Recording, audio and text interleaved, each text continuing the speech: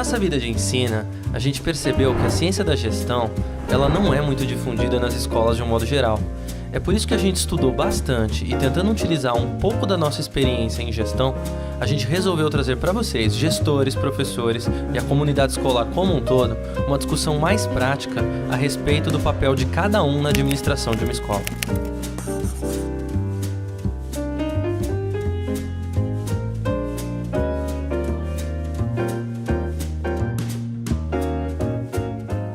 Há uma dúvida que costuma acontecer na hora de desenhar essa estratégia.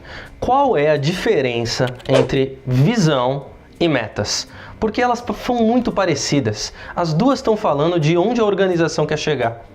Mas tem uma diferença muito importante. A visão tem um caráter um pouco mais aberto, mais amplo. Ela fala muito mais de expectativas e às vezes até sonhos que a organização pensa em atingir. Ela é uma coisa muito mais para dar o norte para os funcionários saberem onde nós temos que olhar, onde nós temos que mirar. É diferente da meta. A meta é uma coisa muito mais fechada, muito mais objetiva e muito mais utilizada no dia a dia para acompanhar o desempenho, seja da organização, seja dos professores, seja dos coordenadores. Percebe aí que já conseguimos fazer várias metas, tipos diferentes de metas, metas para diferentes pessoas, o que não acontece com a visão. A visão da organização é uma só. Veja esse modelo para uma boa meta. É fundamental que uma meta seja específica, mensurável, atingível, relevante e temporal. Sobre ser atingível e relevante, é uma decisão que deve ser deliberada pela equipe e vai do juízo de valor sobre a importância daquela meta. Os três outros aspectos, ser específico, mensurável e temporal, vamos ver a seguir. Imagine a seguinte meta: quero meus alunos com melhor desempenho.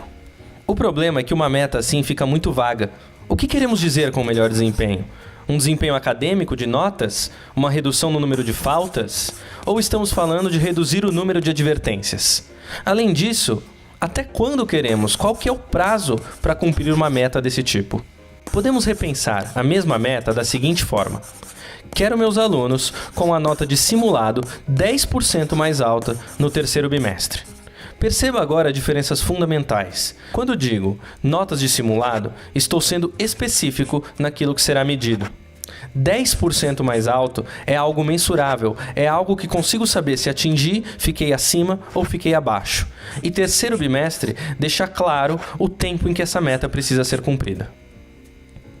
Pense agora em outro exemplo de meta: melhorar o desempenho da escola. Uma outra forma de pensar a mesma meta é dizer: quero subir o IDEB da escola em 2 pontos ao final de 2 anos.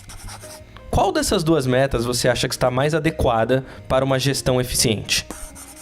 Perceba na segunda meta que quando falamos em subir o IDEB, estamos sendo bem específicos, falando de um indicador claro e que é comparável entre outras escolas e com passado, presente e futuro. Quando falamos de subir 2 pontos, estamos claramente mensurando o resultado esperado e fica fácil saber se atingimos o objetivo, se ultrapassamos ele ou se ficamos abaixo. E quando falamos sobre o prazo de 2 anos, temos claro também qual é o tempo que temos para atingir essa meta, o tempo que temos então para ter ideias, colocar projetos em prática e buscar esse objetivo. Podemos fazer um trabalho melhor ainda se formos mais específicos com as metas. Ao invés de dizer apenas melhorar o IDEB, entender o que essa melhora representa para o dia a dia da gestão na escola, ou como isso se traduz em ideias e projetos. Imagine 2 metas. A primeira, melhorar 20% o resultado da Prova Brasil em 2 anos. Uma segunda, reduzir a evasão em 50% nesse semestre.